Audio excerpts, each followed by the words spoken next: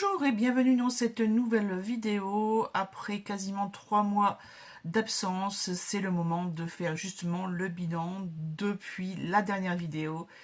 Donc ça fait quelques livres à prévoir, à revenir dessus.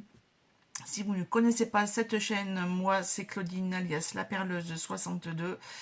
Et comme le pseudo l'indique, j'habite dans les Hauts-de-France, dans le Pas-de-Calais, près de Béthune. Ces 3 derniers mois, il y a eu beaucoup de choses. Vous vous en doutez bien, notamment la reprise des bijoux en perles. Voilà, donc vous en avez déjà un petit ici, par exemple. Donc c'est ce genre de bijoux que je fais. Bon là, c'est sur un nouveau présentoir. Et là, devant moi, il y a une bande que je n'ai pas encore terminée, puisqu'il me manquait les finitions, les mines étaient trop courtes. Mais ça tombe bien, j'ai reçu ce qu'il me fallait ce matin, après une commande AliExpress. Donc c'est du 30 mm, et puis c'est quand j'ai voulu l'insérer que je me suis aperçue qu'il manquait un rang. Voilà, bon, c'est tout, hein, on commencera. Mais c'est pas le sujet de cette vidéo, puisque ces dernières années, ma chaîne était plutôt dans les beaucoup de vlogs, mais surtout dédiés à la lecture. Donc on va plus se concentrer sur ça dès maintenant. Ça et les séries télé, parce que en 3 mois, j'en ai enquillé pas mal. D'ailleurs, j'ai sorti, comme vous le savez, ceux qui ont l'habitude de mes vidéos, mon petit bullet journal avec ma page spéciale séries et films. Bon, le film, on n'est pas allé au cinéma, donc bon, voilà, c'est réglé. Au niveau série télé, la dernière fois, je vous parlais de la série Highlander que j'avais regardée sur TF1+. J'ai aussi découvert qu'il y avait, avec le chanteur Slimane, il me semble, sur TF1+, aussi, une production TF1+, La Belle et le Boulanger. Alors, je pensais que c'était une revisite des œuvres de Marcel Pagnol. Pas du tout. Alors, pas du tout. Et j'ai également regardé la série Daron, donc la saison 1 et la saison 2. En plus, j'ai une petite surprise au dernier épisode de la saison 2, donc contente. Et forcément, la sortie des chroniques, la chronique des Bridgerton. La 4e saison sur Bénédicte, ouais, c'est ça. Me suis regardé en premier. Et j'ai craqué. Voilà. J'ai lu le livre en audio. En une journée, je l'ai enquillé. Et après, j'ai regardé les épisodes. Comment dire que ça colle beaucoup. Après l'épisode où tout le monde a été choqué, je fais mais ils sont bêtes ou quoi? Ils ont regardé le restant des épisodes, enfin, du déroulé, parce qu'en fait il y a quand même plusieurs personnes qui lui ont dit il faut faire ci, faire ça, etc. Et lui il suit. De toute façon il n'y avait pas trop de choix, puisque la personne n'étant pas une aristocrate, le mariage ne peut pas avoir lieu, puisque sinon c'est aussi ses frères et sœurs qui sont plus jeunes, qui ne sont pas encore mariés, ou voilà, ils auront les conséquences, quoi. Donc forcément, ce qu'ils demandent, c'est pas étonnant, quoi. C'est vraiment dans la suite logique des éléments qu'ils ont en connaissance à ce moment-là. À la fin le dernier épisode, ils apprennent des informations qui changent complètement la donne. Donc là, oui, ils peuvent se marier, il n'y a pas de souci, voilà. Mais bon. Bref, je vais pas continuer sur Bridgerton, mais en tout cas, ouais, ça donne envie de connaître les autres. Surtout, comment ils vont faire avec... comment elle s'appelle, elle, Francesca, puisque la série télé est complètement différente de la... qu'est-ce que j'allais dire? Du livre. Voilà. Donc, ouais. Comment ils vont goupiller ça, quoi? Ensuite, j'ai enfin terminé le journal d'une ado hors norme sur Prime Video. Il y a 3 saisons d'ailleurs, je ne l'ai pas noté, j'avais regardé la troisième aussi. Et donc là, on va parler grossophobie, santé mentale, adolescence, histoire d'amour, LGBT aussi. Il y a des gars qui comme ça, euh, qui va porter ce sujet. La réussite scolaire et tout et tout. Enfin voilà, c'est vraiment super intéressant et il n'y a pas de bling bling comme il peut y avoir dans les séries actuelles. Ça c'est vraiment du pur jus, un peu comme The Full Monty. Voilà, on est dans des petites villes en Angleterre et pas à Londres ou à je sais pas où, des grandes villes. Non, c'est des petites villes où tout le monde galère à trouver du boulot et à s'en sortir. Enfin bon, super intéressant. Qu'est-ce que j'allais dire d'autre? TF1+, encore une adaptation Erika, la saison 2. Donc là, on retrouve bah, les aventures de Erika et de Patrick. Voilà. Euh, c'est édulcoré. Moi, franchement, je préfère les bouquins. Surtout que moi, dans les bouquins, je préfère les histoires qui se passent dans le passé, en fait. Pas ce qui se passe dans le futur. Bah, dans le présent aussi, quoi. Mais vraiment, les titres sont tellement évocateurs par rapport à ce qui se passe avant. Voilà. Il y a toujours un lien, mais bon. On va continuer avec les séries télé, et après on passera au livre. De toute façon, là c'est en lien, hein, puisque là, ben, je vais vous parler de The Vampire Diaries. Je le dis très mal, désolé. Qui est tiré d'une série de bouquins. J'ai regardé la saison 1. J'ai pas trop compris l'engouement. Là, c'est vraiment la série justement très bling bling. La fille est censée avoir 17 ans. On dirait qu'elle en a 35. Voilà. Je ne faisais pas la différence entre elle et sa tante. Pour vous dire. Bref, donc là, on va passer. Je pense pas que je regarderai la suite. Par contre, j'ai enquillé la saison 12, 13 et 14 de Clem sur TF1+. Là, c'est la reprise de Grey's Anatomy, la saison 22.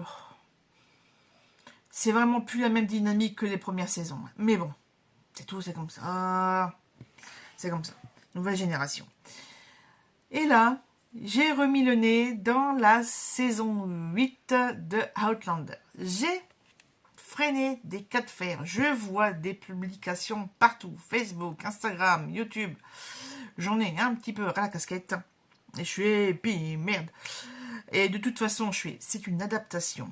Le dernier tome, normalement le dernier tome, ou avant-dernier, est en cours d'écriture. Donc forcément, il y aura, comme avec Game of Thrones, il y aura un décalage. Sauf que là, cette fois-ci, le dernier tome est en cours d'écriture. Voilà. C'est pas comme Bidule qui a toujours pas remis la main dessus. Hein. Donc, je sais même plus comment il s'appelle. C'est Paul Tolkien, c'est J.R.R. Je sais plus. Bref. Vous m'avez compris. En plus, j'ai vu des articles sur Outlander où il y avait un gros changement d'intrigue. Il y a quelqu'un qui va mourir et dans le bouquin, c'est pas cette personne-là. Mais ce personnage, l'autrice, a prévu d'autres aventures pour lui. Mais là, bah, c'est fini. Mais comme je disais, de toute façon, il y aura un décalage entre la fin de la série télé et la fin du livre. Donc, je me dis, il faut dissocier les œuvres. Voilà, là, à un moment donné, il faut dissocier. Je viens de regarder l'épisode 4 tout à l'heure. J'ai une partie. Parce qu'on a dû partir faire des courses. Et il y a un élément que moi, j'avais déjà lu dans les tomes 7. Partie 1. Je me dis, mais attends, les mecs, ils sont censés travailler sur le tome 8 et 9, quoi. Donc, bref, ça me perturbe ce gros décalage entre la série télé Outlander et la série de bouquins. Mais bon, c'est tout, c'est comme ça. Et puis, il y a tellement d'autres livres à lire que on va en parler tout de suite. Voilà. Parce que j'ai fait ma petite liste. Voilà. Comme je vous disais la dernière fois, j'ai pris le train en marche sur ce compte Instagram. Je vous laisse lire. Donc c'est la pause littéraire Book Club. Le mois de juin est complet et ce pour fin d'année également. Et je me suis inscrit à quand même pas mal de lectures communes, dont notamment celle qui s'est terminée. Ah non, c'est la semaine prochaine. C'est pas déjà passé. Bref, mes frères, nos fantômes et moi de Julien Sandrel. Il était en audio sur Nextory, donc je l'ai écouté. En plus, les derniers chapitres, enfin, le dernier chapitre est lu par l'auteur ainsi que les commentaires en fin et une mini-interview. Très intéressant, contrairement à son roman Merci, Thank You, Gracia, non, Merci, Grazie, Thank You, que j'ai lu au mois de février. Là, c'est vraiment un romancé. Alors que là, mes frères, nos fantômes et moi, c'est un récit. C'est vraiment ce qui s'est passé dans sa vie, quoi. C'est pas une invention. D'ailleurs, il y a tout un cheminement. Enfin, il explique vraiment le point de départ et ce qu'il a vécu avec ses frères et les découvertes qu'il a fait. Et c'est un roman de famille, un roman historique un petit peu parce que on parle beaucoup des immigrants italiens, que ce soit en France ou à l'étranger, notamment aux États-Unis. Et super intéressant, donc là forcément je l'ai terminé hier, on est le 15 mai, donc là j'ai terminé hier, donc c'est encore très frais. Par contre, vous parlez de Merci, Grazie, Thank You, je ne me souviens quasiment de rien, donc je peux pas critiquer. En fait, tous les livres que j'ai lus depuis fin février et tout le mois de mars, je ne me souviens de quasiment aucun détail, je pourrais pas vraiment vous en parler. Puisque après ce livre-là, j'ai lu L'île de Yule, pareil, toujours avec en lecture commune. Là, c'était vraiment, j'ai envie de dire, tordu. Il y a de la santé mentale, il y a des enquêtes, il y a de l'historique, il y a un... c'est comment ça s'appelle? C'est pas un refuge. Enfin bref, il y a un endroit, une espèce d'institut, je sais pas quoi, sur une île, il va se passer un drame en mer. Et il y a plein de choses qui se passent. Franchement, j'ai fini ma lecture, je ne savais plus ce qui était vrai ou faux. Donc vraiment, ça m'a beaucoup, beaucoup perturbé. Ensuite, j'ai enchaîné avec Love Mom. J'aurais peut-être pas dû parce que c'est à peu près la même thématique, un peu policier, enquête, etc. Là, pareil, je ne me souviens quasiment de rien. Je sais juste qu'il y a des notes, qu'il y a des faux semblants, qu'il y a des mensonges, des secrets de famille, etc. Mais je me souviens plus. Je sais qu'il y a une fille qui est un peu gothique avec son meilleur ami. Alors après, la mère décède. Mais... Ah oui, c'est vrai, je me souviens. Oui, oui, il y a beaucoup de secrets. Il y a beaucoup, beaucoup de secrets. Ouais, ouais, ouais. Ah, toute l'identité, là. Vol d'identité. Truc de fou.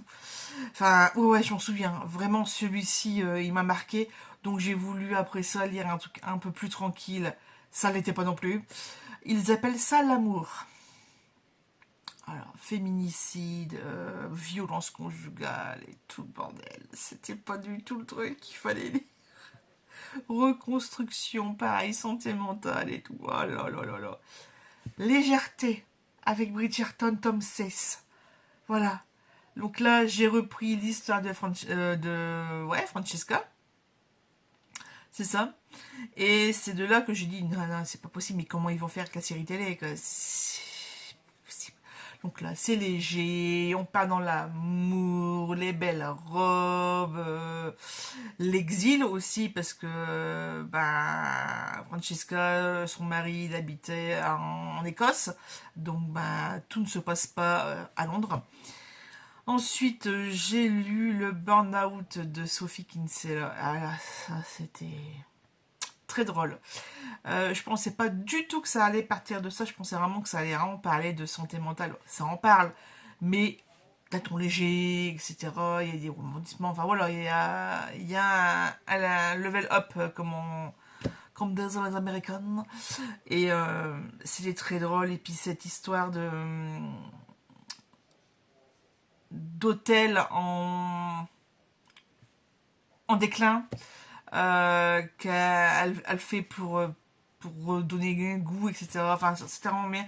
Franchement, ce bouquin m'a vraiment donné envie de faire comme elle, de partir là-bas en hors saison, dans un petit village côtier, balnéaire, et me laisser calme, calme. Voilà. Après ça, j'ai lu J'étais derrière toi de Nicolas Fargue. En fait, j'ai pris mes objectifs 26 auteurs et j'ai enchaîné plusieurs auteurs comme ça.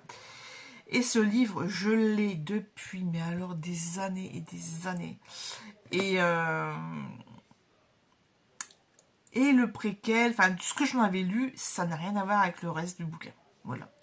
Là, on va parler d'infidélité. Voilà, on est en plein dedans. Et ça, et voyage aussi, parce que là, la première scène, enfin en fait, lui, il habite où? Ah oui, on le sait, mais très très loin dans le bouquin. Alors moi, au début, je pensais qu'il était... en fait, il est expat. Et c'est un Français expatrié. Les premières scènes, on le retrouve au restaurant, non, enfin entre autres au restaurant italien, puisque son père est remarié avec une femme italienne ou sicilienne, je sais plus. Et on le retrouve là-bas quand il revient en Europe. C'est bizarre. Il va les voir. Ok. Et en fait, il s'avère que moi, je pensais qu'il était... qui travaillait style à Taïwan ou au Laos, enfin voilà, les pays asiatiques là-bas, comme pendant le confinement où les gens allaient à Bali, etc., pour travailler en télétravail. Et là, pas du tout. En fait, il s'avère que c'est pas une malienne. Ah, je sais plus. Bref, c'est en Afrique du Sud. Enfin, en tout cas, pas Afrique du Nord, mais Afrique moyenne ou du Sud. Et, euh, et sa femme. Waouh, elle est sacrée, hein. Donc j'ai envie de dire, pas étonnant qu'il ait été voir ailleurs. Hein. Mais bon, c'est pas bien. C'est pas bien. C'est pas bien d'aller voir ailleurs quand on est marié. Hein, d'accord. Mais alors, quelle histoire! Ah, ça m'a choqué. Ça m'a choqué aussi bien, lui, le fait de craquer pour cette personne-là en Italie, son histoire avec sa femme, le comportement de sa femme, son comportement à lui. Il y a des trucs, franchement, vraiment, ça m'a choqué. Ça. Bref. Donc, on continue ah, dans les choses un peu plus positives et un peu moins choquantes, puisque j'ai enchaîné avec Les Extraordinaires, mais je ne sais plus l'auteur. Les Extraordinaires, c'était qui? Julien Sandrel, voilà. Donc là, c'est mon deuxième de Julien Sandrel. Toujours avec, il me semble, hein. Oui, c'était au mois de mars, fin mars, Les Extraordinaires. J'ai adoré. J'ai adoré tous les personnages, les défis de chacun pour arriver à cet objectif vraiment fantasmé d'être cosmonaute. Voilà, parce que vraiment, on parle de cette préparation pour partir à la NASA, pour entrer à la NASA. C'était excellent. J'imagine pas le boulot, mais vraiment le travail de recherche, ça a dû lui prendre je sais pas combien de temps. Moi là, je l'ai lu en audio, pardon. Et c'est vrai soit il y avait une interview après, ou alors je l'ai pas écouté, j'en sais rien. Mais ouais, j'ai été très très impactée par cette lecture. Voilà. Surtout, il y a des personnages, tu chiales quoi. Enfin, quand tu connais leur histoire, etc. à la fin. Puisqu'au début, ouais, on parle beaucoup d'un. Je sais plus si c'est vraiment un roman choral ou pas. Je sais qu'il y a des chapitres à la fin où il y a une personne qui parle, différente de la narratrice principale. Mais je sais plus si le monsieur il parle aussi ou pas. Oh, je sais plus. Mais ouais, j'ai adoré. Franchement, lisez-le, il est excellent. On retourne on retourne avec un petit peu de légèreté. J'ai repris avant de regarder la série télé, comme je vous l'ai dit, le tome 3 qui correspond à la saison 4 des Bridgerton. Voilà, j'en ai déjà parlé tout à l'heure. On va passer à autre chose. Ouais, le suivant, par contre... Ah non, celui-là, c'était au mois d'août. Ah, j'en avais déjà parlé de début février. Je vous en ai parlé. Donc là, après Les Extraordinaires, j'ai écouté La Sage-Femme de Berlin. Voilà. Alors, le problème, c'est que moi, j'avais pas lu le premier tome. Voilà. Donc, il y a des trucs que j'ai pas tout compris. Mais c'est pas grave, puisque là, on est avec la génération suivante, avec les enfants. Bon, les parents sont là, hein, c'est un peu comme avec les Déverrouillés, c'est pareil. Mais, mais ouais, c'est dur. C'est dur. Voilà, la vie n'a pas repris son cours normal après l'armistice. Voilà, après la fin de la guerre. Ça, non. Franchement, en Allemagne ou même en Pologne, etc., même dans l'Europe en général, hein, il y avait encore quand même beaucoup d'oppression, donc beaucoup de choses à rebâtir, et puis avec les camps, et puis enfin, la découverte des camps, etc., c'était vraiment un truc ignoble, quoi. Enfin, et ouais, la Sage-Femme de Berlin, et on voit la construction du mur de Berlin en fin de bouquin, c'est pareil. Truc de fou, hein. Truc de fou. Et comme disait l'autrice, elle a mis un élément qui s'est réellement passé. Donc, ça, et puis, c'était bien de voir l'envers du décor concernant les... Ah, comment ça s'appelle? Les villages de sportifs. Voilà. Comment ils ont été recrutés, le suivi médical, enfin le suivi, les transformations, le dopage. Voilà. Puisque, ouais, là, il y a une des personnages qui a des cachets de vitamines à prendre tous les jours. Et c'est bizarre, il y a des choses bizarres en fait qui se passent physiquement. Donc, tu fais ouais, ok. Enfin, c'est très informatif. Moi, c'est vrai que le fait de relire beaucoup de bouquins historiques, j'apprends énormément de choses que j'ai peut-être su à l'école, mais qu'on n'a pas forcément mis le doigt dessus, enfin, on n'a pas insisté. Après, quand on est petit, quand on a 10, 12, quand même 15, 20 ans, voilà, la mémoire est différente, quoi. De toute façon, à chaque lecture d'un livre, on redécouvre. C'est comme là, quand enfin, quand je vais reprendre Outlander, en lecture papier des livres, je vais redécouvrir certaines choses que j'avais complètement passé à côté. Enfin, voilà. C'est tout l'intérêt aussi des relectures. On va continuer avec quelques jours plus tard, j'ai fini La révolte de la reine de Morgane Moncomble. Premier livre de cette autrice. Alors, outre le fait que c'est de la new romance, donc il y a des scènes de fesses, moi je dirais pas, à un moment donné, j'ai bon. Voilà, c'est bien qu'on a 20 ans, mais qu'on a 45 bientôt, bon. Euh, mais sinon, c'est quand même bien foutu. L'intrigue, bien foutue. Le lien entre les personnages se fait au fil des pages, où au début il y a de bonnes résistances, comme d'habitude. Et puis au fur et à mesure, voilà, hein, les défenses ça baisse, et puis ça revient, et puis ça repart. Et puis on a des informations différentes, on fait non, c'est pas possible. Donc ouais, il y a quand même pas mal de rebondissements. Et puis il y a un final, et puis on se demande comment ça va se passer, puisque c'est la saga Inhéritance tome 1. Ça va être quoi le 2? Ça va être quoi le 2, pardon?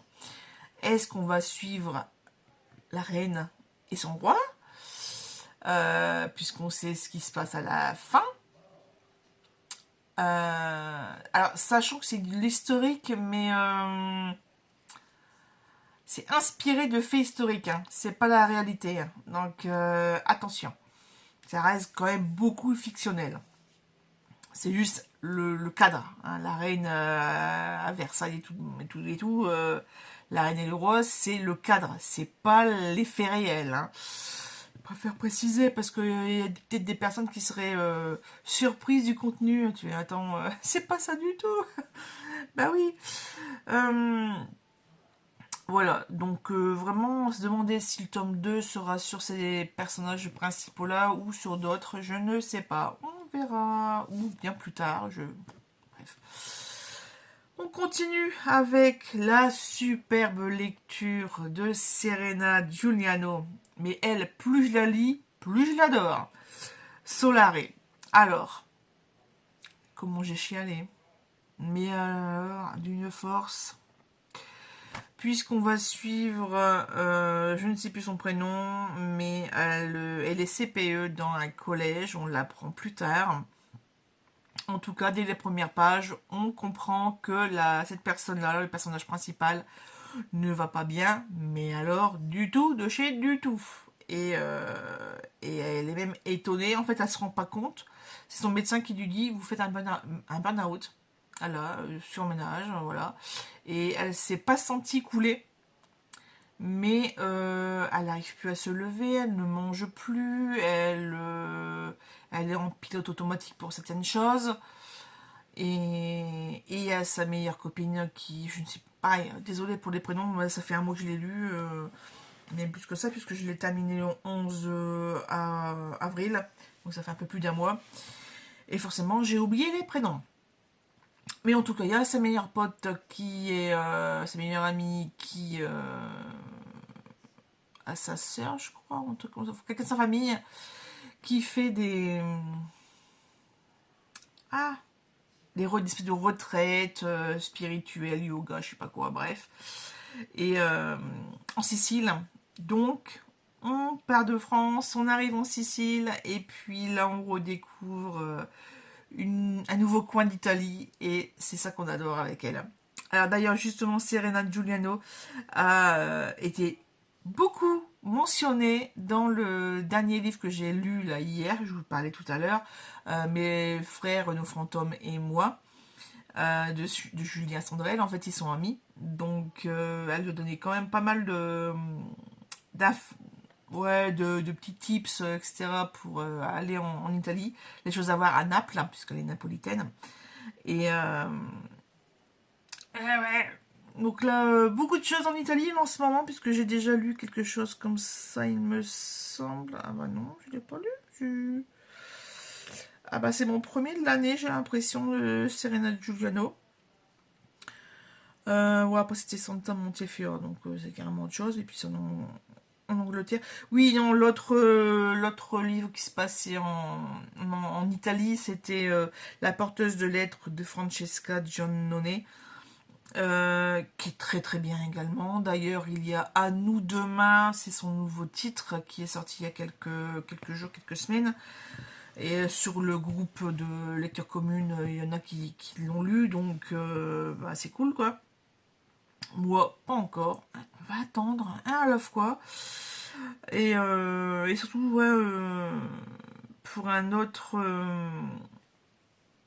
challenge, là, sur un groupe Facebook, j'ai lu le thriller Tous mes mensonges de Nell Lamar.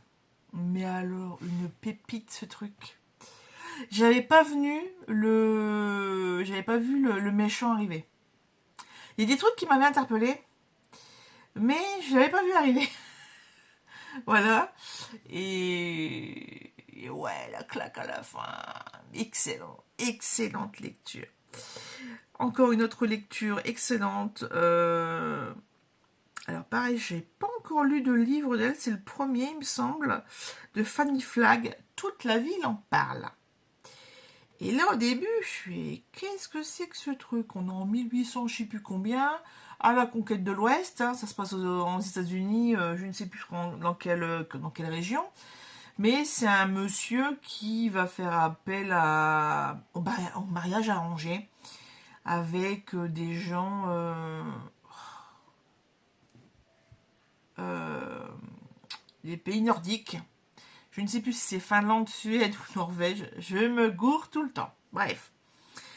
Et en fait, on va suivre l'accroissement, enfin l'évolution, parce que il y a de l'accroissement et après il y a un déclin d'une ville et toute la ville en parle. C'est vraiment un élément un peu fantastique. J'ai adoré cette pointe et on suit les générations. C'est juste improbable. La fin, le dernier chapitre, l'épilogue est trop marrant. Là, tu fais ah ouais, c'est une théorie, mais bon, on peut tirer par les cheveux quand même. Mais j'ai adoré, franchement, excellent. Euh, Après, pareil, j'ai voulu continuer aussi mes objectifs 26 auteurs. Et avec un grand classique que je vais revoir en film parce qu'il n'y a pas moyen. C'est justement parce que j'ai vu des extraits dans des réels sur les réseaux. Je suis ah tiens, c'est vrai, ça fait longtemps. Puis en plus, je l'ai dans mon challenge perso. Allez, un petit Marcel Pagnol, La gloire de mon père. Et alors, j'ai pris la version où c'est pas lui qui parle. Parce qu'il y a deux versions sur Nextory. J'ai pris l'autre version parce que j'ai commencé à écouter avec Marcel Pagnol. Et l'accent est trop fort. Je comprenais pas grand-chose. Et puis, il parlait un peu de trucs philosophiques, d'écriture, etc. Au début, ça m'a vite gonflé. Donc, je suis allée, on passe à l'autre version. Mais franchement, ce livre, je sais pas s'il est étudié à l'école maintenant. Moi, je sais, il me semble qu'on l'a étudié certains textes, mais c'est tellement la vraie vie en fait. C'était le respect déjà des professeurs, le, le pourquoi c'est important d'étudier, c'est l'enfance. C'est les deux papas qui n'arrêtent pas de se chamailler parce qu'ils sont au niveau politique, au niveau il y en a un qui est chasseur, l'autre non. Enfin voilà, c'est la gouaille marseillaise. Enfin franchement, en plus j'écoutais ça dans une situation un peu particulière. J'étais pas à la maison, donc les gens me demandent ah bah tiens ah bon vous écoutez ça c'est bizarre. C'est étonnant, je sais pas, ouais, un petit retour ressources, ça fait du bien. Ah, ouais, vous avez raison, c'est génial ce truc. Ah bah tiens, peut-être que je regarderai le film aussi. En fait, j'ai entraîné les gens, voilà, malgré moi. Et bref, vraiment très très bien. Ensuite, j'ai eu une grande pause, puisque ce livre-là, je l'ai terminé le 24 avril, et j'ai repris un autre livre que j'ai terminé le 12 mai. Voilà. Au mois de mai, j'en suis à 2 bouquins. Super. Puisqu'en même temps, j'ai regardé beaucoup la télé, et j'ai fait... enfin, j'étais occupée, quoi. Euh, Là, avec toujours la LC sur Instagram, le pot de départ. Alors, c'est même pas une LC, c'est un truc. En fait, comme j'ai vu beaucoup de publications concernant ce nouveau titre de Julien M qui venait de sortir, j'ai fait pas mal de recherches et il s'avère que je l'avais déjà. Puisqu'il a été édité il y a fort longtemps, il y a une dizaine d'années, sous le titre Les Grandes Vacances. Voilà. Et quand j'ai repris le speech de donc là, le synopsis de Le pot de départ et de ce bouquin-là, c'est exactement le même, c'est le même personnage, c'est mot pour mot quasiment. Et je sais, bon, bah allez, je l'ai déjà en numérique, je vais le lire comme ça. Et bah c'est hyper drôle, quoi.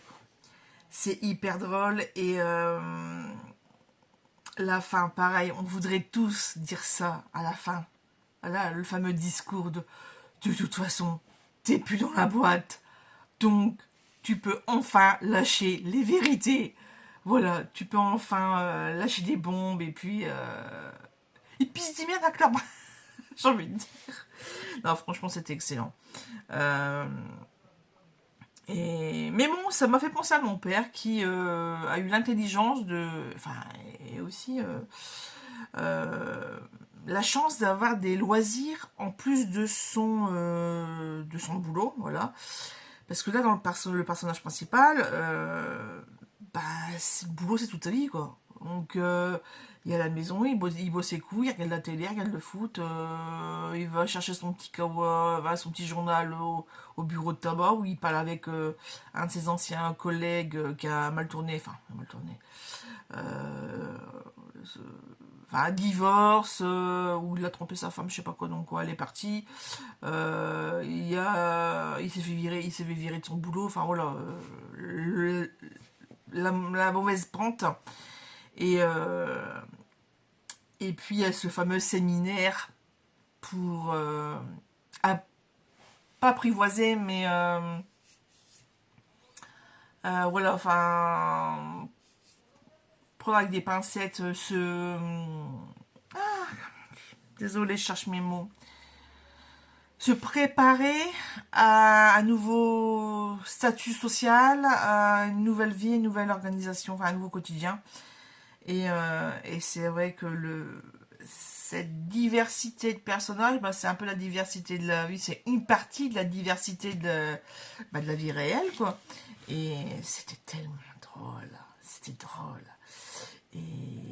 Mais ça pourrait être, j'ai envie de dire, ça aurait même pu être poussé encore plus loin. Ouais, il y a des points sur lesquels on aurait encore pu le pousser le truc. Mais bon, enfin voilà. Et bah là, le reste, je vous l'ai dit, hein, Julien Sandrel que j'ai terminé hier, voilà. Et c'était très très bien. Et bah écoutez, quasiment 40 minutes de blabla. On va terminer avec les futures lectures. Au moins celles sur lesquelles je me suis inscrite là sur le book club La Pause littéraire. Donc, ah bah non, ça se termine aujourd'hui. Une lecture avec l'autrice Isabelle Lagarrigue, le groupe. Voilà. Et là c'est pareil, ça va être très psychologique puisqu'on va parler des accidentel killers. Voilà. C'est un terme qu'on n'utilise pas en France, mais qui doit être... bah, il doit y en avoir des millions en France puisque en fait ça va parler des personnes qui ont causé la mort de gens involontairement. Voilà. Bah, c'est les accidents de voiture, notamment, enfin beaucoup d'accidents, bah, c'est l'accident quoi, voilà.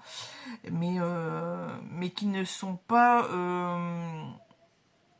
comme ils le elle le disait dans la vocale, ça ne concerne pas les gens qui sont sous influence d'alcool, de drogue, d'excès de vitesse, puisque là, on est déjà en infraction.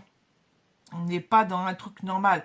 Là, c'est par exemple, bah, vous le roulez à 30-40 à l'heure dans la ville, et puis d'un coup, il y a, je sais pas, il y a quelqu'un qui déboule du trottoir, ou quelqu'un fait un malaise et il tombe sur la chaussée, par exemple. Là, il n'y a aucun moyen de prévoir ce truc-là. Et vous n'êtes pas en infraction, puisque vous êtes à moins 50 km/h en ville, à moins que ça s'arrête à 30, mais voilà, on m'avait compris. Et c'est vraiment pas voulu, et vous n'êtes pas en tort à la base. Donc voilà, c'est ce genre de choses. Et ça m'a fait penser au livre La Villa Rose de Debbie Macomber. C'est le premier tome. Et il y a une dame, justement, une jeune fille, qui a causé la mort d'une de ses meilleures amies lors d'un accident de voiture. Ça m'a fait penser directement à ça. Et elle porte ce poids de culpabilité.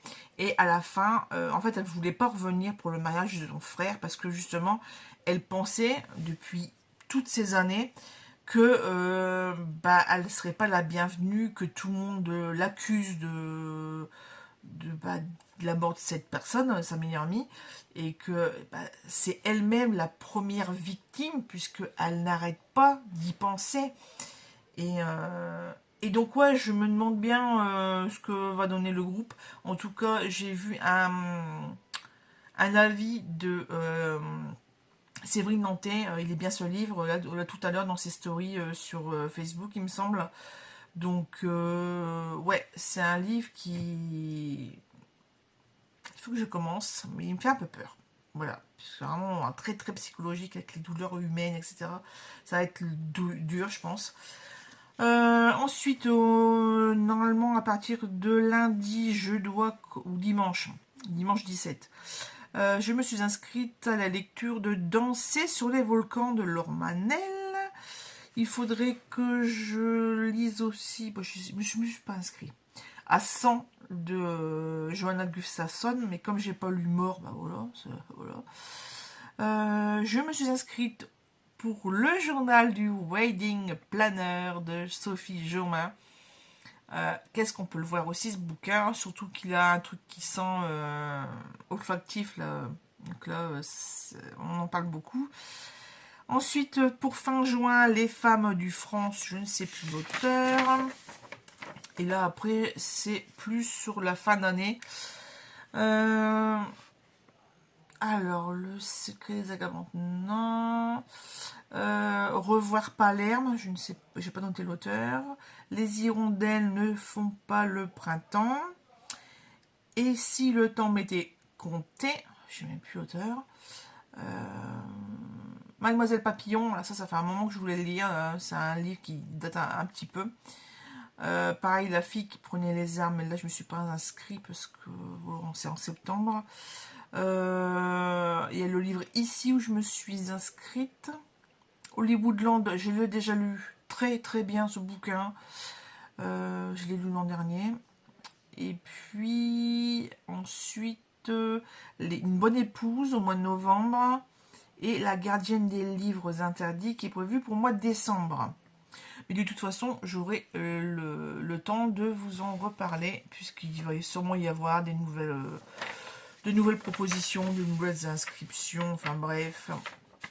Ça bouge un petit peu beaucoup. Voilà. Sinon, qu'est-ce que je pourrais bien vous parler d'autre? Bah, pas grand-chose. Là, on a fait quand même pas mal de marché aux puces depuis quelques temps. D'ailleurs, vous voyez derrière moi sur le meuble, plus par là, Miss Météo en carton. Ici, c'est un peu ma récolte de livres des dernières brocantes. Il faut que je les enregistre sur mon tableau Excel. Voilà, voilà. Et puis bah, sinon, c'est beaucoup de perles. Beaucoup, beaucoup de perles. Puisque, voilà, j'ai refait un peu le plat au niveau des perles Delica Miyuki. Voilà, c'est ce genre de mini perles là. Voilà, je sais pas si on verra la mise à point. Bah ouais, c'est tout petit. pour faire les bracelets ici. Sinon, j'ai commandé des très grosses perles en 12 mm en améthyste. Voilà, on ne le voit pas beaucoup. Non, bref, on voit un peu que c'est violet. Bref, c'est pour ça que j'ai pas lu beaucoup entre les perles et les séries télé. Ça fait quand même pas mal de petites choses. Et puis forcément, les recherches d'emploi. Ça, j'en parlerai pas ici. Sur ce, je vous souhaite de bonnes lectures. Dites-moi si on a des lectures en commun. S'il y a des choses qui vous intéressent. Allez-y, les commentaires sont là pour vous donner la parole. Sur ce, j'espère que la prochaine vidéo ne sera pas dans 3 mois. Ça sera quand même un peu dommage, voilà. Et puis moi je suis contente puisque j'ai fait cette vidéo en une seule prise. Et ça c'est cool. Sur ce, je vous laisse. À très bientôt. Bye bye.